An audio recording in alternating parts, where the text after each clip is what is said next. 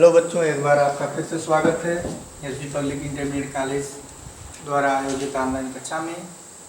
आज हम लोग क्लास 9 गति भाग 8 के अंतर्गत त्वरण और त्वरण के प्रकार के बारे में बात करेंगे। इसके पहले वाले वीडियो लेक्चर में हमने त्वरण के बारे में बताया था। तो त्वरण पूरा एक टॉपिक हम सोचते हैं एक ही वीडियो में कवर हो जाए, इसलिए त्वरण को इस वीडियो लेक्चर में भी मैं देखूंगा और उसके टाइप्स के बारे में बात करेंगे, क्या कितने प्रकार का होता है, और उसके डेफिनेशन के बारे में भी बात करेंगे। तो त्वरण क्या है बच्चों? त्वरण किसी वस्तु के वेग परिवर्तन की दर को त्वरण कहते हैं।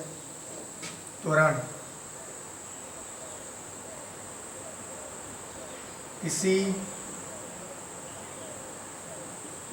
वस्तु के वेग परिवर्तन की दर, समय के साथ उसमें वेग में परिवर्तन जो हो, वही वेग परिवर्तन की दर को त्वरण कहते हैं। इसे स्मॉल ए से लिखते हैं।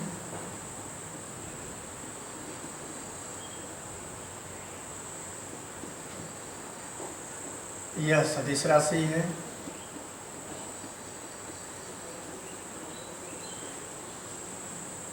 SI पद्धति में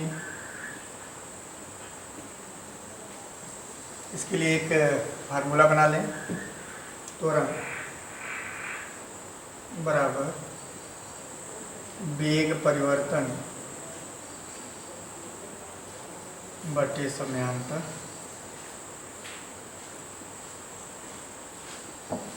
इसको लिखेंगे डेल्टा V बटे डेल्टा S। यहाँ पे लिख देते हैं E बराबर, यह सदिश है तो डेल्टा V बटे डेल्टा T, और इसको इस तरह से लिखते हैं बच्चों V2 माइनस V1 बटे T2 माइनस T1। इतनी सारी बातें हम लोग पहले वीडियो लेक्चर में भी पढ़े थे। आइए इसे एक एग्जाम्पल से क्लियर करें। कोई वस्तु जिसका या कोई वस्तु जो 10 मीटर पर सेकंड के वेग से गतिमान, 2 सेकंड बाद 2 सेकंड पश्चात इसका वेग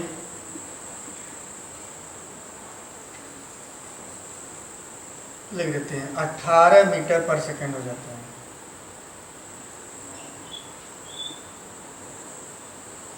तो त्वरण की गणना कीजिए।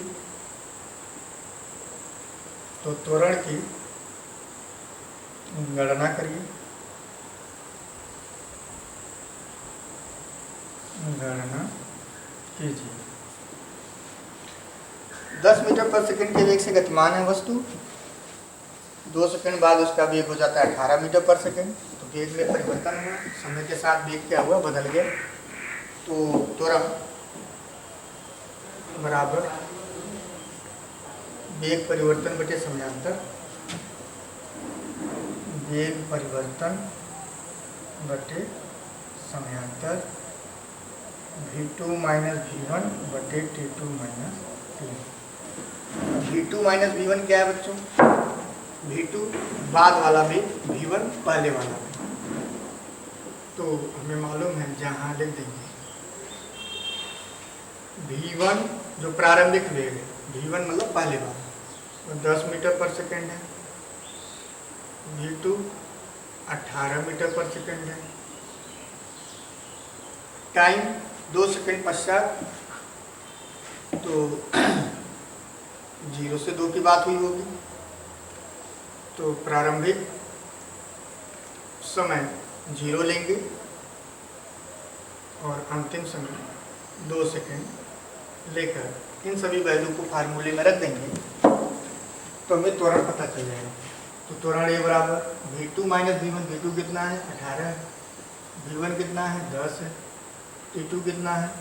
2 है, T1 कितना है 0 है, तो 8/2 बराबर 4 मीटर पर सेकेंड स्क्वायर।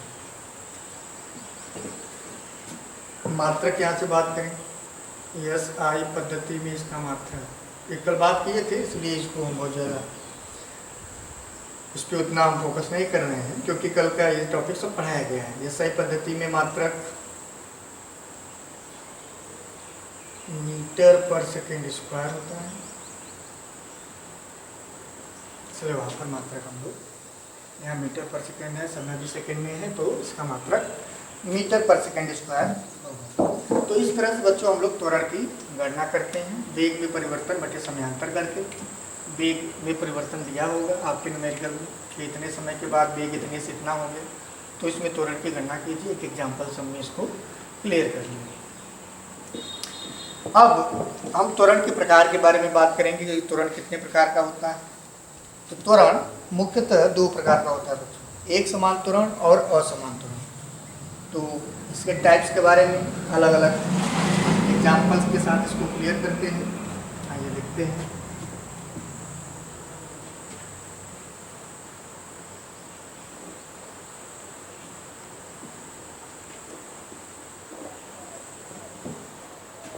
त्वरण के प्रकार, टाइप्स ऑफ एक्सेलरेशन। त्वरण के प्रकार यह 2 प्रकार का होता है। फर्स्ट, एक समान त्वरण। एक समान त्वरण, यूनिफॉर्म एक्सेलरेशन। एक समान त्वरण से क्या मतलब है? कोई गतिशील वस्तु की वेग में नियत दर से वृद्धि हो, नियत दर से परिवर्तन हो, तो उस वस्तु में उत्पन्न त्वरण एक समान त्वरण होगा। एग्जाम्पल के सामने क्लियर करेंगे, पहले इसका डेफिनेशन लिख दें। यदि किसी गतिशील वस्तु के वेग में, यदि किसी गतिशील वस्तु के वेग में नियत दर से परिवर्तन हो, नियत दर से परिवर्तन, परिवर्तन का मतलब यहाँ पर वृद्धि भी हो सकती है बच्चों, कमी भी हो सकती है। नियत दर से परिवर्तन ब्रैकेट में लिख देते हैं, वृद्धि अथवा कमी। यदि किसी गतिशील वस्तु के वेग में नियत दर से परिवर्तन हो, तो वस्तु में उत्पन्न त्वरण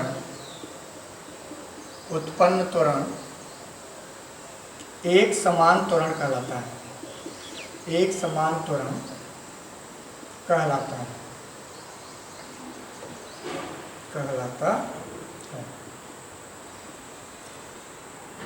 जैसे मान लें, एग्जाम्पल से इसको देखें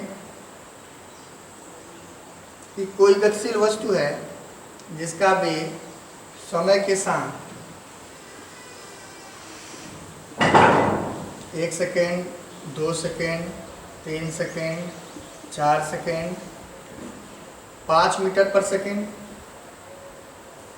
फिर 5 से 10 मीटर पर सेकेंड हो गया, फिर 10 से 15 हो गया, 15 से 20 हो गया, 20 से 25 हो गया। इस तरह से 5 मीटर पर सेकेंड, 10 मीटर पर सेकेंड, 15 मीटर पर सेकेंड, 20 मीटर पर सेकेंड। तो हम क्या देख रहे हैं, प्रत्येक समय अंतराल में उसके वेग में जो वृद्धि है वह एक नियत दर से हो रही है।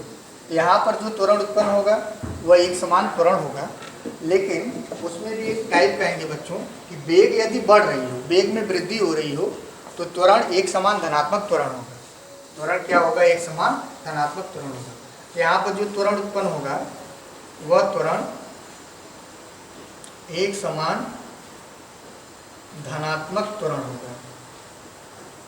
धनात्मक त्वरण होगा। अगर यही चीज वेग में परिवर्तन वो भी नियत दर से ही हो, यानी कि कमी हो। एग्जाम्पल ये फर्स्ट, यहाँ पर वृद्धि और कमी के बारे में थोड़ा सा डिक्लेयर कर रहे हैं। तो सेकेंड एग्जाम्पल यदि हम लें, यदि वस्तु के वेग में नियत दर से कमी है, जैसे समय कुछ भी हम ले सकते हैं, घंटा भी ले सकते हैं, सेकंड भी ले सकते हैं, मिनट भी ले सकते हैं। यहाँ हम आपको सेकंड से समझा रहे हैं, ठीक है। समय हम कुछ भी ले सकते हैं। मान लें कि पहले सेकंड में उसका वेग 50 मीटर पर सेकंड था, फिर किसी क्षण समय का स्टार्टिंग किए 0 से 1 पर 50, फिर वह 40 हो गया, फिर 30 हो गया, फिर 20 हो गया। तो हम प्रत्येक समय अंतराल में उसके वेग में क्या देख रहे हैं कि नियत दर से कमी देख रहे हैं। वो 10-10 मीटर पर सेकंड के वेग से कमी हो रही है, लेकिन यहाँ पर वेग में क्या हो रही थी, समय के साथ एक नियत दर से वृद्धि हो रही थी। तो दोनों केस में त्वरण उत्पन्न होगा और दोनों एक समान त्वरण होगा। लेकिन कहने के लिए जब बात होगी तो जब वेग में कमी हो, यहाँ वेग में कमी है, तो यहाँ पे त्वरण जो होगा वह त्वरण एक समान मंदन कहलाएगा। एक समान, इस त्वरण को हम लोग क्या कहेंगे, एक समान मंदन कहेंगे। एक समान मंदन, यह ऋणात्मक में आएगा। यह किस में आएगा, ऋणात्मक में आएगा, और ये किस में आएगा, धनात्मक में आएगा। आपको न्यूमेरिकल से क्लियर कर दें, जैसे मान लेते हैं किसी वस्तु का वेग, प्रारंभिक वेग उसका था 10 मीटर पर सेकेंड, अब उसका अंतिम वेग हो गया 20 मीटर पर सेकेंड, ठीक है। तो ये है v1, यह है v2। टाइम की बात करें तो t1 बराबर 0 से t2 बराबर 2 सेकेंड पे यह घटना घटी। तो यहाँ पे आप जब त्वरण निकालेंगे v2 माइनस v1 बटे t2 माइनस t1 करके, t2 माइनस t1, तो ये आपको क्लियर हो जाएगा कि 20 माइनस 10 बटे 2 माइनस 0 बराबर 10 बटे के 2 बराबर 5 मीटर पर सेकेंड। और यहाँ वेग में वृद्धि हुई, तो ये इसीलिए त्वरण क्या आया, धनात्मक आया। ये त्वरण क्या आया, धनात्मक आया। तो एक पहले वाले केस की बात हो रही है कि वेग में यदि वृद्धि होगी तो वह त्वरण धनात्मक होगा, एक समान, और नियत दर से हो रही है तो एक समान त्वरण होगा। अगर वही वेग में वृद्धि एक समान दर से घट रही हो, वही वेग में परिवर्तन, वृद्धि नहीं, वेग में परिवर्तन एक समान दर से घट रही हो,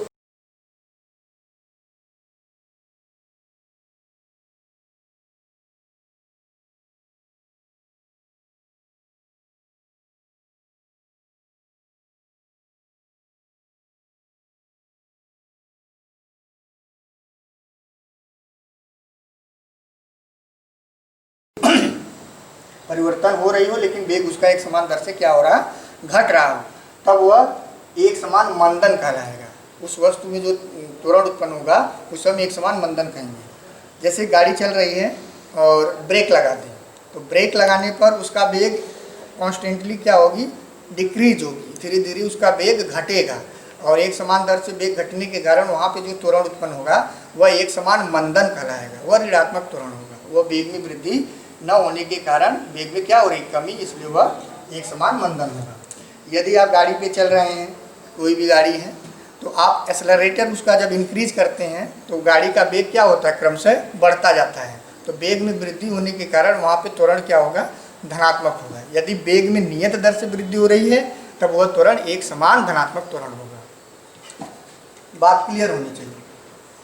यहाँ पे इसी को एक बार और इस केस में क्लियर कर दें। मान लें कोई वस्तु 40 मीटर पर सेकेंड के वेग से गतिमान है, ठीक। अब उसका अंतिम वेग 20 मीटर पर सेकेंड हो गया। टाइम t1 बराबर 0 से t2 बराबर 5 सेकेंड में हम देख रहे हैं, 5 सेकेंड में। ये आपका v1 हो गया, ये हो गया v2। अब यहाँ पे त्वरण निकालें तो त्वरण a बराबर डेल्टा v बटे डेल्टा t, और डेल्टा v मतलब v2 माइनस v1 बटे t2 माइनस t1। अब v2 कितना बच्चों, 20 है, v1 कितना है, 40 है, और t2 कितना है, 5 है, t1 कितना है, 0 है। तो आप देखेंगे यहाँ पर ये वैल्यू कितनी आएगी, -4 मीटर पर सेकेंड स्क्वायर। तो बस हमें इतना याद रखना है कि वेग में यदि नियत दर से वृद्धि हो तो वह एक समान धनात्मक त्वरण होगा, और वेग में यदि नियत दर से कमी हो तो वह एक समान ऋणात्मक त्वरण होगा। क्लियर।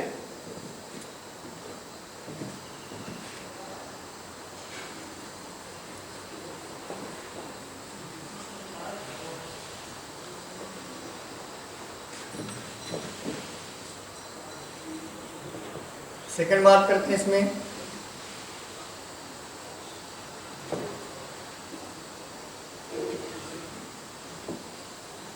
त्वरण के प्रकार में। दूसरा असमान त्वरण।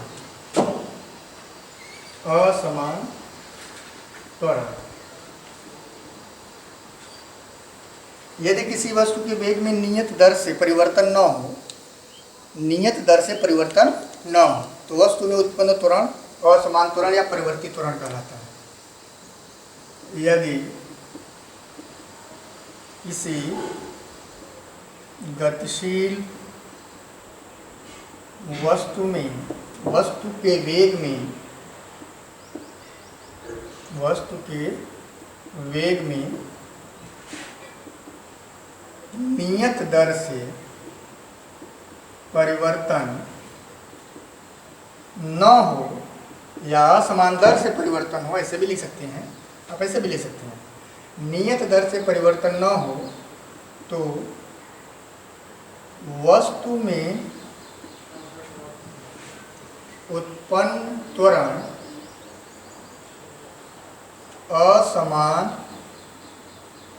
या परिवर्ती त्वरण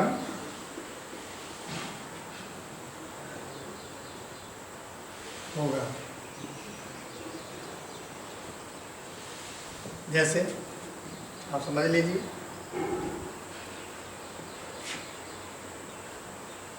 एक सेकेंड, 2 सेकेंड, 3 सेकेंड, 4 सेकेंड, इसी तरह से आगे।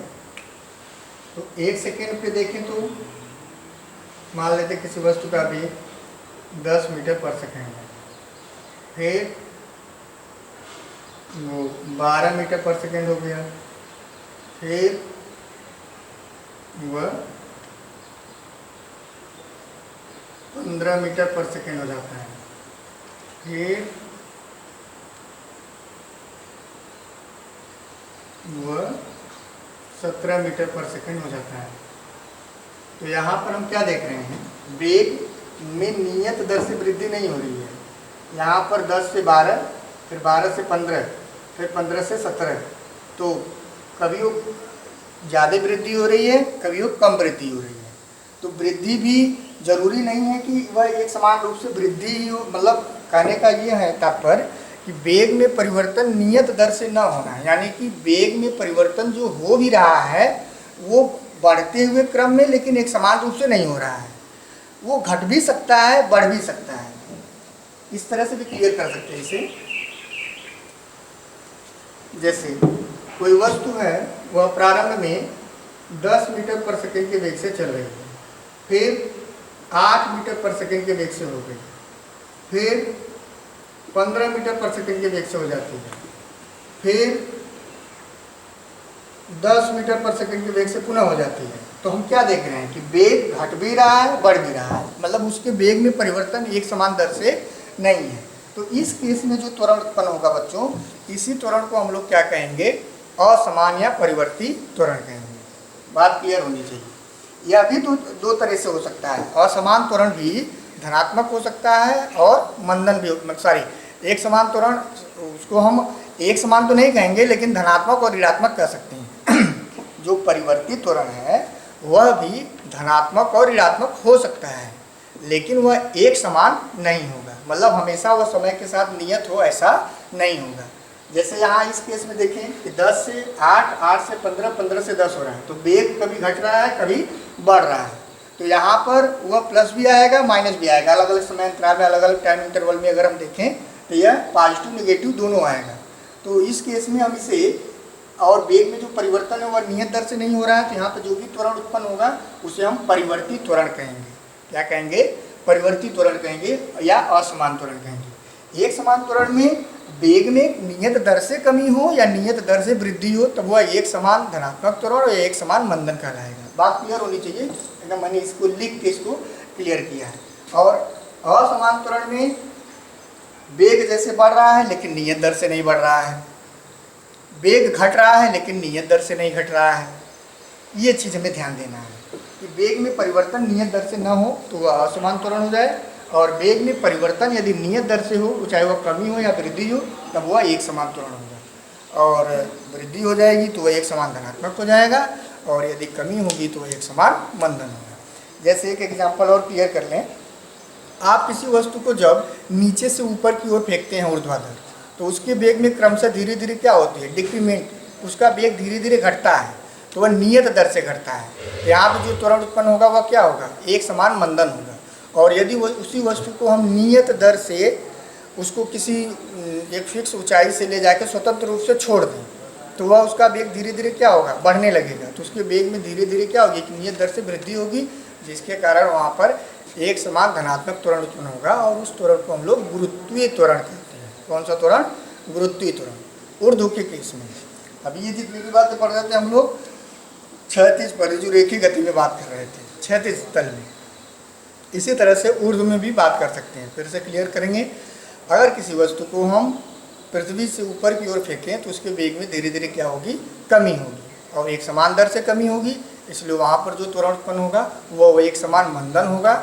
और यदि उसी वस्तु को हम स्वतंत्र रूप से ऊपर की तरफ छोड़ दें, ऊपर से छोड़ दें किसी ऊंचाई से नीचे की तरफ गिरने के लिए, तो उसके वेग में नियत दर से क्या होगी, वृद्धि होगी, और वहाँ पे जो त्वरण होगा उत्पन्न वह एक समान धनात्मक त्वरण होगा, और इसे हम गुरुत्वीय त्वरण कहते हैं। गुरुत्वीय त्वरण को हम लिखते किससे हैं, गुरुत्वीय त्वरण को हम लोग जी से लिखते हैं। ग्राउंड से ऊपर की ओर यदि फेंकें तो यह गुरुत्वीय त्वरण नेगेटिव हो जाएगी, और ऊपर से यदि नीचे की तरफ छोड़ें, यही गुरुत्वीय त्वरण क्या ली जाती है, पॉजिटिव ली जाती है। नेगेटिव का मतलब यहाँ पर ऋणात्मक और यहाँ पर धनात्मक। ठीक है, तो आज के लिए बच्चों इतना ही, मिलते हैं अगले वीडियो लेक्चर में, तब तक के लिए धन्यवाद।